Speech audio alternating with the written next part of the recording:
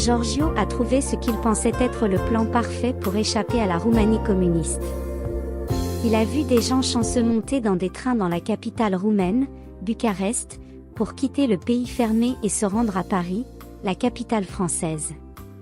En observant, il a remarqué un espace entre le plafond et le toit des wagons de passagers. C'était juste assez d'espace pour cacher un jeune homme. Il ne pouvait pas monter dans le train sans billet, mais chaque train à destination de Paris s'arrêtait quelques minutes après avoir quitté la gare.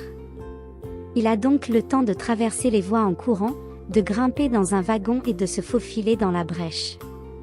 Essayer de fuir la Roumanie était un crime. S'il était pris, il allait en prison. Mais nous étions en 1982, il avait 20 ans et il aspirait à une nouvelle vie. Il pensait être le premier à avoir élaboré un plan d'évasion. Mais il n'était pas le premier. Les gardiens ont anticipé cette audacieuse tentative d'évasion et l'ont attrapé. Giorgio a été interrogé pendant 2 semaines. Les autorités lui ont demandé s'il était anticommuniste et s'il avait des secrets à faire sortir du pays. Il a ensuite été envoyé en prison en attendant sa condamnation par le tribunal. Giorgio était athée et ne croyait pas en Dieu. Même s'il avait rejeté l'idéologie du gouvernement, celui-ci l'avait convaincu qu'il valait mieux être athée que chrétien. Il pensait que seules les personnes stupides croyaient en Dieu. En prison, Giorgio a rencontré pour la première fois un adventiste du 7e jour. Le jeune homme avait à peu près le même âge. Il avait été enrôlé dans l'armée et emprisonné pour avoir refusé de travailler le jour du sabbat. Giorgio remarqua qu'il se comportait différemment des autres prisonniers. Son visage était différent. Il semblait être quelqu'un de bien. Les 2 hommes commencent à parler. À la surprise de Giorgio, il n'était pas stupide, même s'il croyait en Dieu. Le prisonnier adventiste lui a parlé de la Bible, qui était interdite en Roumanie. Giorgio était curieux d'en savoir plus et a décidé de trouver une Bible après sa libération. Quelques heures après avoir pris cette résolution, Giorgio a été conduit au tribunal pour être condamné pour sa tentative d'évasion. Il savait qu'il risquait une peine sévère destinée à décourager d'autres personnes de faire une tentative similaire. Il était déjà en prison depuis 2 mois. Mais le juge a pris une décision inhabituelle.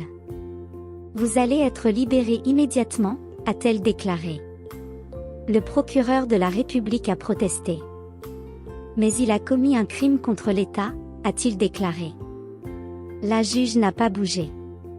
Se tournant vers l'officier de police qui avait amené Giorgio au tribunal, elle a demandé « Quand pouvez-vous le libérer ?»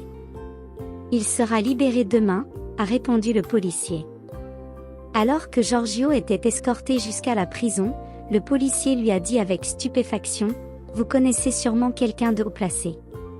Giorgio a failli dire qu'il ne connaissait personne d'important. Il s'est alors rendu compte que quelqu'un au ciel pouvait l'aider. Giorgio n'a pas été libéré le lendemain. Ni le lendemain.